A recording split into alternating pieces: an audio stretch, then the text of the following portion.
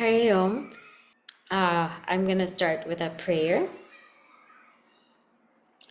Ya kundendu tushara dhavala ya shubhravastra ya veena varadanda manditakara ya shveta padmasana ya brahmachuta shankara pravritibhi devai sada pujita सा मां पातु Saraswati Bhagwati निःशेषजाड्यापः.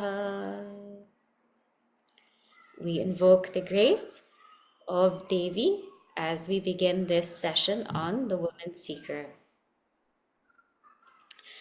So I'm very happy to be with all of you today to speak about the Woman Seeker.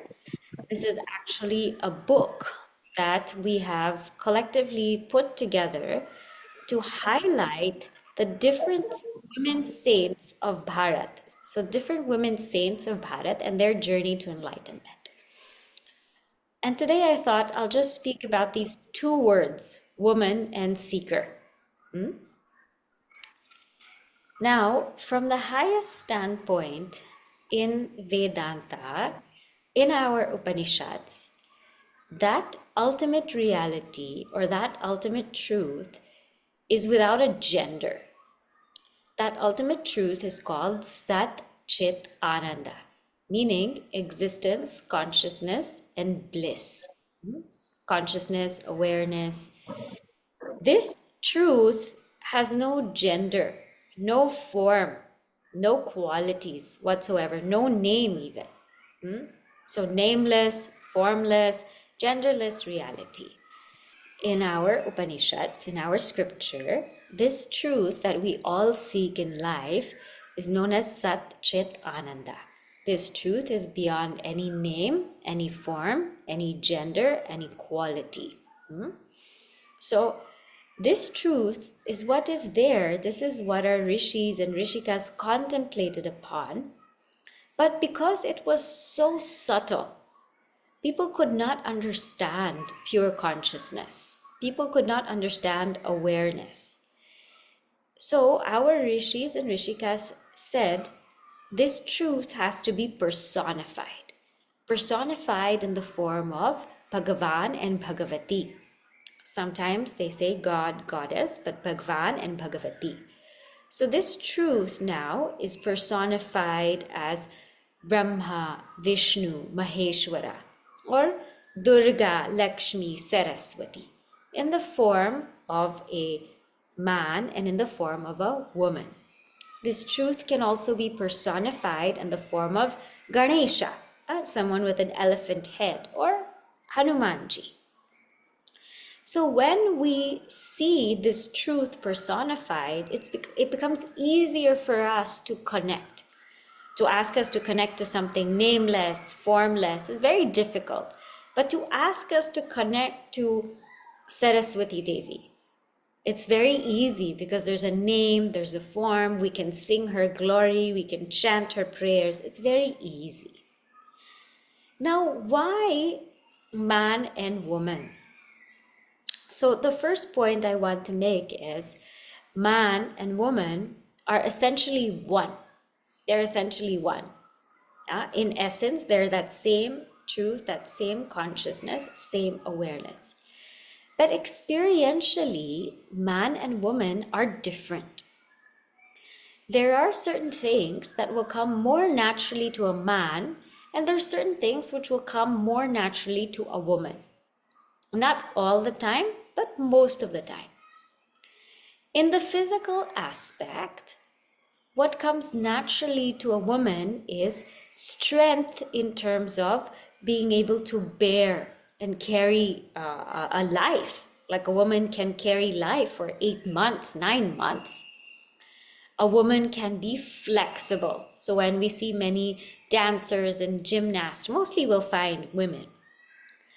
A man's strength is mostly being able to lift. So we'll find a lot of heavy lifters, construction workers as man.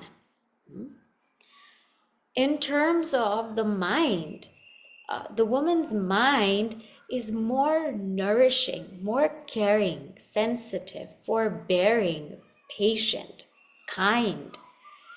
And a man's mind is more logical, systematic, objective. So these are some things that come naturally to them. Something that comes innately to a woman is creativity, intuition. Something that comes naturally to a man is detachment.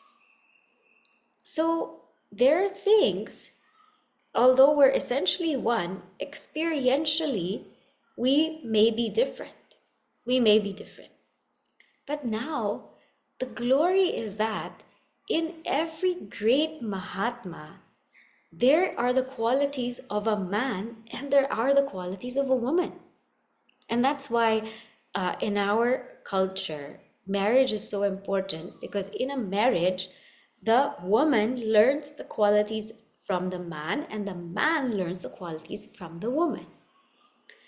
In these enlightened beings, these women that we are going to see, a few of them, they have the qualities of a man and woman. They have amalgamated them together, united together, and that's what makes them a Mahatma. A Mahatma is one who has a great, great heart, great vision, great wisdom. So in our saints like Anandamayi Ma, in our saints like Mirabai, Janabai, in our philosophers like Gargi and Maitri, in our renunciates like Laleshwari and Mata Rupa Bhavani, we find these qualities of a man and woman together. Because when they come together as a whole, they make a Mahatma. So what to understand from the word woman is that essentially we are all one, that truth is genderless. But two, experientially, yes, a man and a woman are different. Naturally, they have different strengths. But those who are on the path to truth must have both the strengths of a man and a woman. They must develop these. And when they develop these, then what happens is it makes a perfect seeker. The woman naturally has this value of purity, and the man naturally has this value of clarity. And when these come together, they make a perfect seeker. Now, what is a seeker, or who is a seeker? Because all of these great Mahatmas, it's not like they were born like that. Maybe only for Anandamayi Ma, she was born like that. She had very little left to do in her travel as a jiva, very little. So what makes a seeker? What makes a seeker start on this journey to enlightenment? Let us say you and I want to start on this journey to enlightenment. How do we start? A seeker is one who does three things. Three things. One is called seva, one is called sadhana, and one is called swadhyaya. Seva means that I, as a being, I dedicate some of my time, some of my life for a greater purpose. Now you all are here, part of Nest Bharat. So the first question to ask myself, if I want to know if I'm a seeker, is number one, am I dedicating some of my time and my resources for a greater purpose, other than my career, other than my education, other than my family? Am I doing something for the country, for humanity? That is number one. Second point, am I a seeker, is, am I doing or practicing some sadhana? Am I practicing some sadhana? Am I doing something to make my mind quiet? Whether it's puja, whether it's japa, whether it's chanting or sitting quietly, am I doing something to quieten my mind daily? This is very, very important because only when the mind is quiet, we gain absolute clarity. The third question to ask if I'm a seeker is, am I doing my swadhyaya? Am I studying something greater? I'm not talking about subjects in school. People you might be studying in your university or in your college, that is fine. But am I studying either scriptures or the lives of great people or the glory of Bharat? Am I studying something that's going to elevate me? Because otherwise our thoughts they're in the gutter. They're like on Instagram, who's wearing what, who's doing what, who's the most popular person. The thoughts are just in such low things that I need to constantly elevate myself and study greater ideals. So this is a seeker, the one who does seva, the one who does sadhana, and the one who does swadhyaya. So woman and seeker has been explained. Now, what is so great about these women seekers that are featured in this book?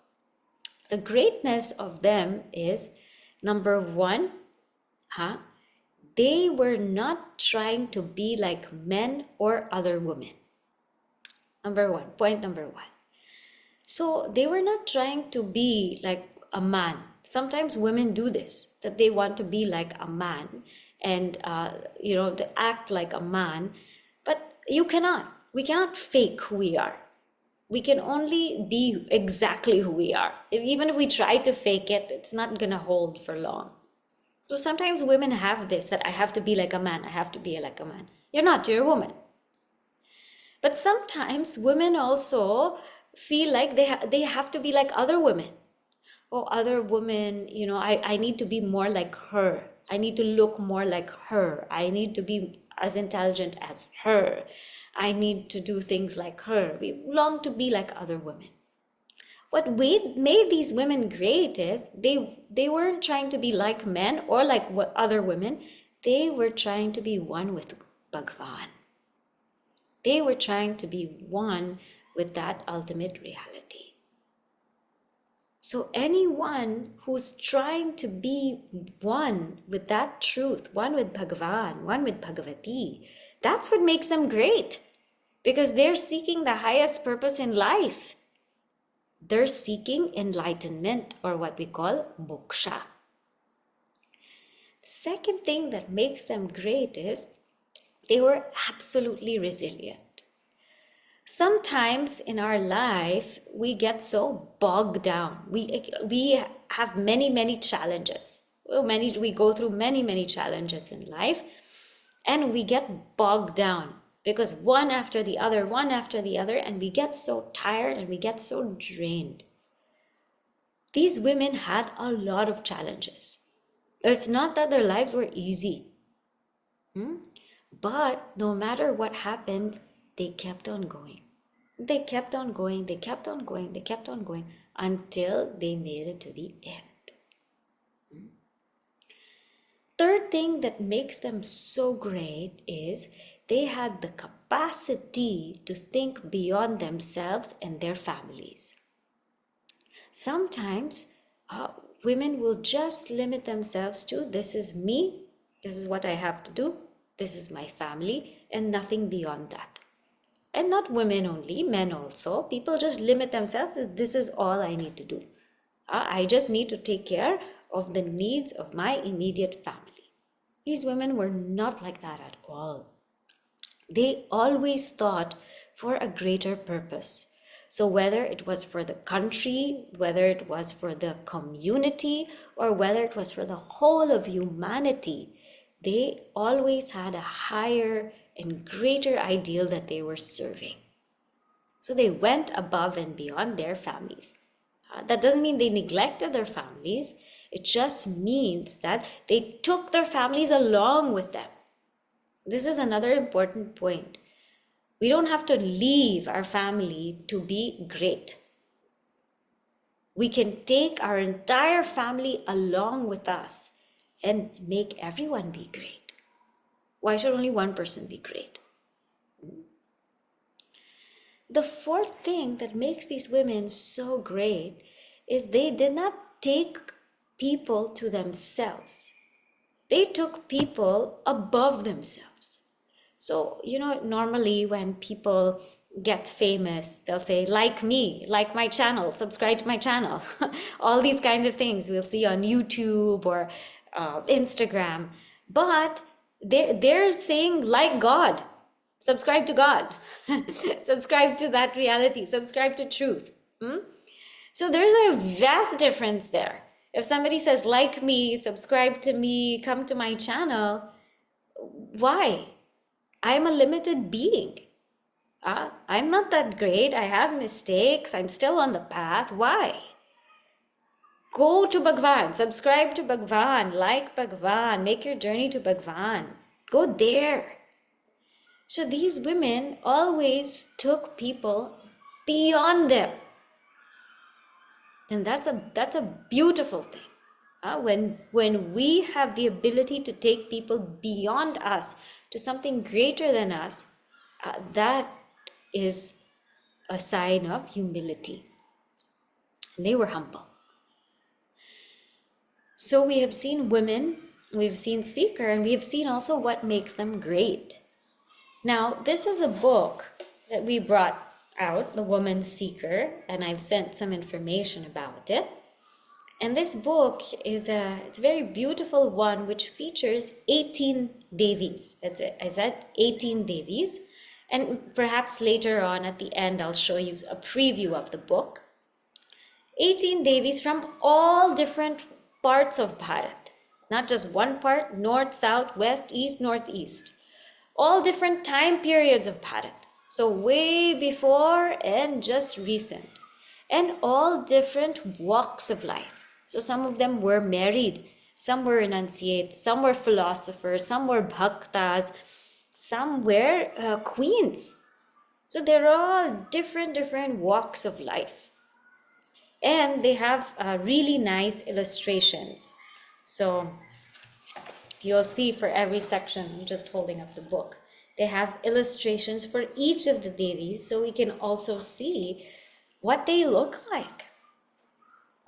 Now today, I thought I will highlight one of the Devis in the book who has inspired me so much that I traveled to Bharat all the way to see her. That's how inspired I got by her. After reading her story, I felt like, oh my gosh, I need to get on a plane and I need to just go see her. This is Devi Ahilyabai Holkar. I'm sure that a lot of you may have heard of her. But before this book, unfortunately, I did not hear about her. And I was quite upset that nobody told me about her. So, Devi Ahilyabai Holkar was born on 1725. In 1725, May 31st, in the Chandi village of the Maratha Empire. Okay? Now, why I'm giving importance to this date is because next year will be Devi Ahilyabai's 300-year birth anniversary. And being part of Nest, you'll all have to take something up for her because she is everything Bharat. All of your motto put together, she is it. So she was born then, almost 300 years ago. And she was a great young child. Her parents raised her very well. She did archery, she did fencing, she was schooled at home. So she learned how to fight. She learned how to read, to write. Most importantly, she learned our scriptures. She learned the Puranas, the Itihasas. And she loved worshipping at this Shiva temple. She loved going to worship Bhagavan Shiva. Now, when she was very young, it just so happened that the ruler of that time, he saw Ahilyabai at the temple worshipping Shiva, and he said, I want her for my son. I want her for my son. And so Ahilyabai was married to his son. And she eventually moved to Indore. She moved there and she got married. Now, when she was married, her father-in-law saw in her a promising stateswoman, because he was ruling at the time, and he saw that she had some great qualifications. So he used to train her because unfortunately his son was not into all of this. His son was just, into like drinking or into gambling, into other things. He was not into ruling. He was not into being a dharmic ruler. So her father-in-law started training her. And she started learning how to be in the kingdom. She learned the finances, the accounting, she learned about the military, she learned about the law, about order. She used to travel around, and sometimes she used to travel with her father-in-law. And the most beautiful thing about her is she never put her husband down. At night, she would sit with her husband and she would tell him everything that she was learning. She would sit and she would tell him, this is what I'm learning. So much so that her husband got inspired by her and started taking interest also. So now her husband slowly was joining her. And just when and then eventually they had children, yeah, and her husband and her were now quite settled, and she felt nice that her husband now is also taking interest in the kingdom, and everybody felt happy. They went to fight. And she used to also go on the battlefield, not that she stayed home. She also used to go fight. In one of the battles, her husband died. And when her husband died, she felt very sad because now they had a good relationship now, and she felt very sad. But yet her father-in-law said, don't be this way because I need you to rule. At that time, her father-in-law was there and her son was also growing up. But her father-in-law said, I need you for this kingdom. Rise up and rule. And she ruled, and she felt the support of her father-in-law. And she was feeling okay. She got over it. But after that, her father-in-law also passed away. When that happened, her heart broke down because he had taught her everything that she knew.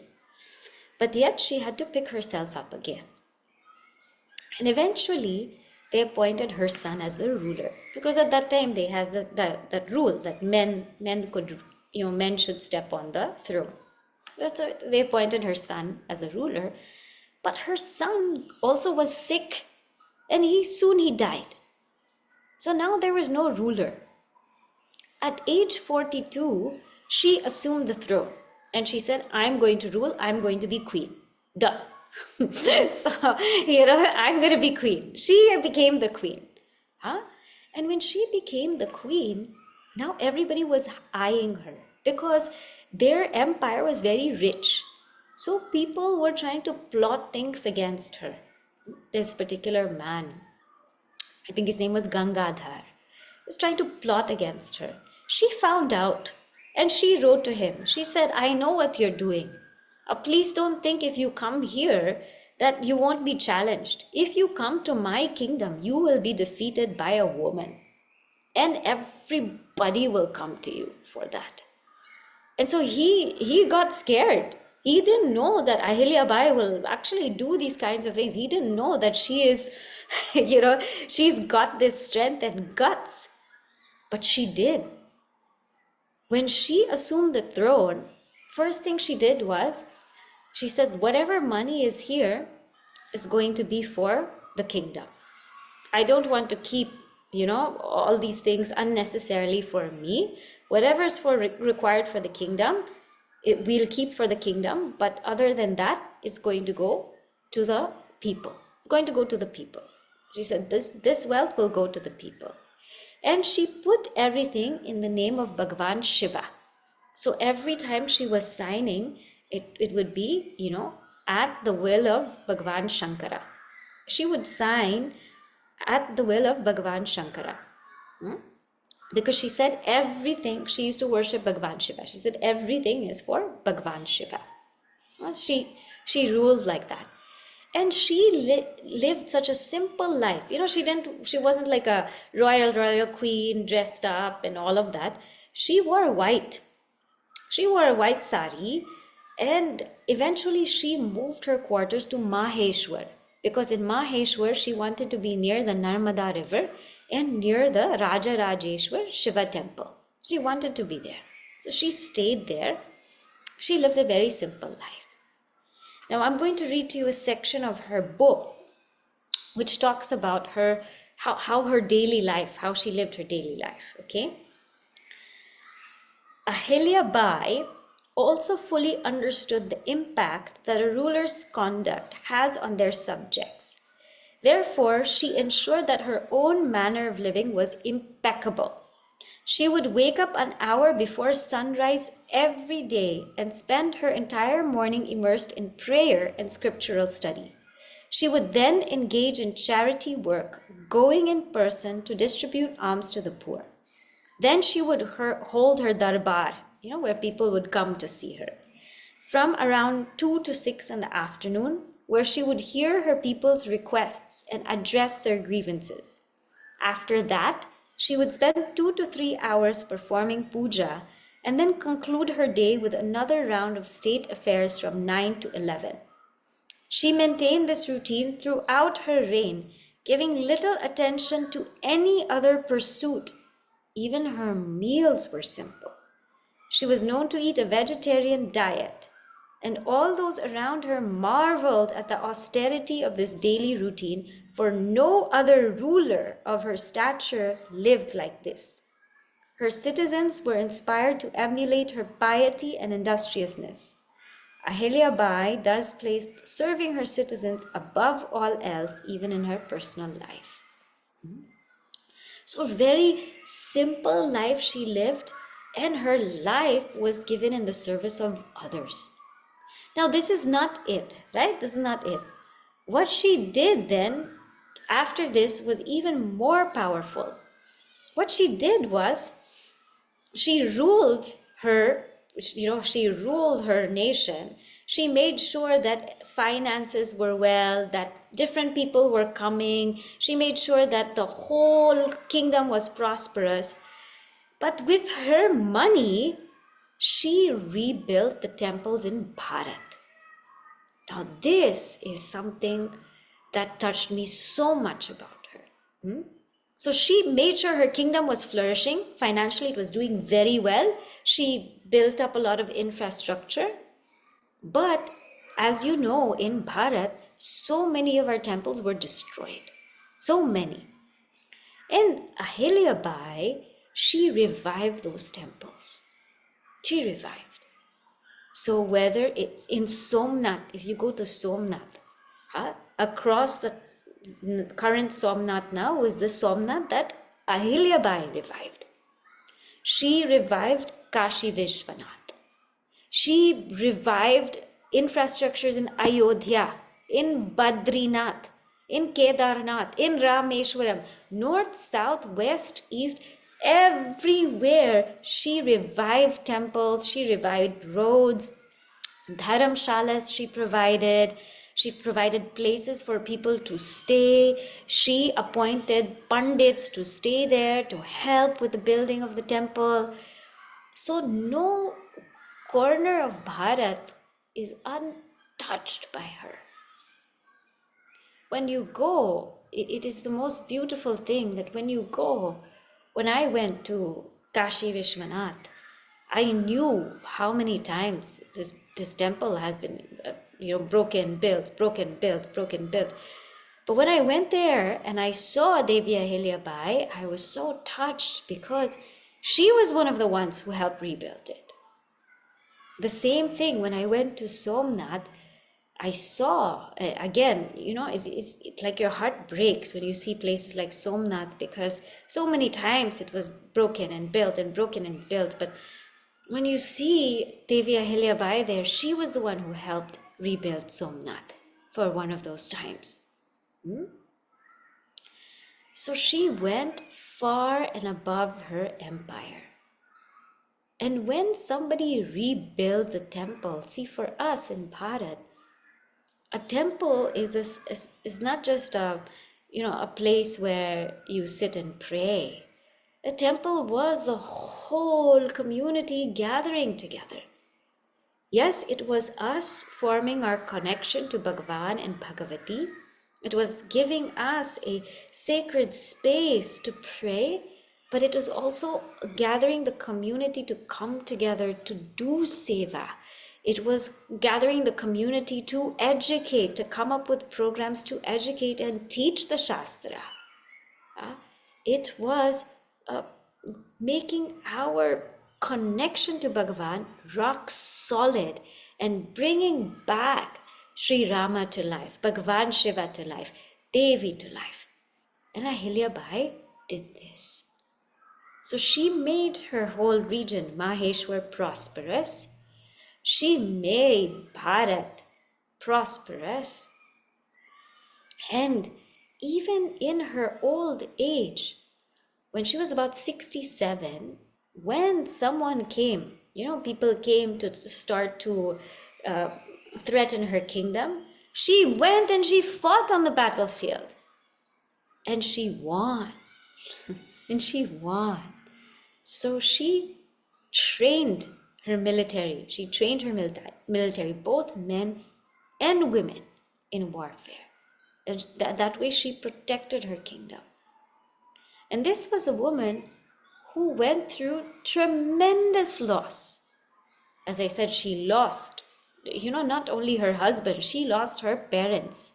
She also lost her daughter. She lost some of her grandchildren.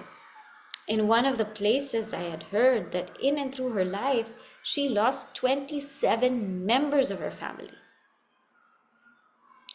When we have a headache, we say, oh my gosh, I can't do anything. I have a headache. I just need to be in bed, this and that. We make so many excuses.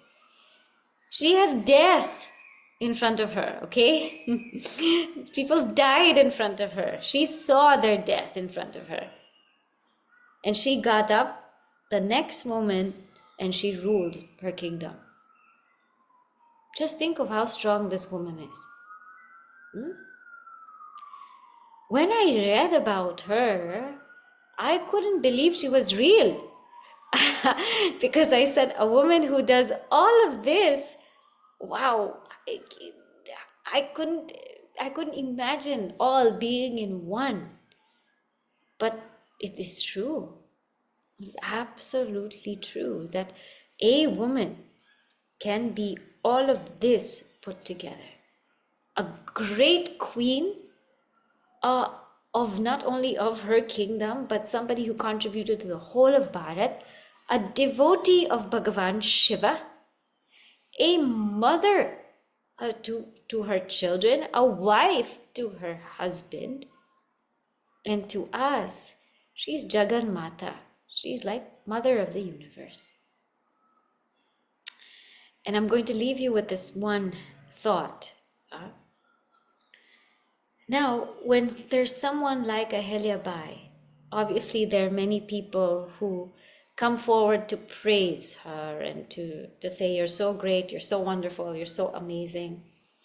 And one such poet came and wrote about Ahilya Bai and went to visit her. She took this poet to the Narmada River in a boat. He said, I've written this for you, I'm so inspired by you.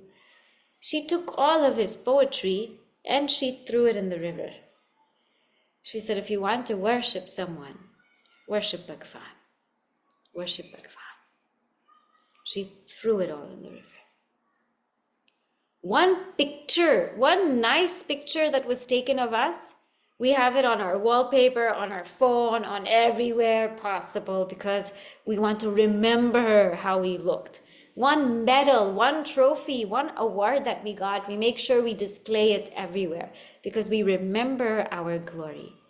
The greatest glory of Ahilya Bai is that she always knew that it wasn't her glory. It was Bhagavan's glory functioning through her. And that's what made her great. That's what made her great. This is a woman seeker. And this is not only a woman seeker, This is a woman seeker turned saint. And a life like hers is not only beneficial to her own kingdom, but it's beneficial to the entire world. So I'm going to stop and leave you with this thought. I hope that we too can learn from their great lives and make our lives benefit not only our families, not even only our country, but the entire world. Hari Om.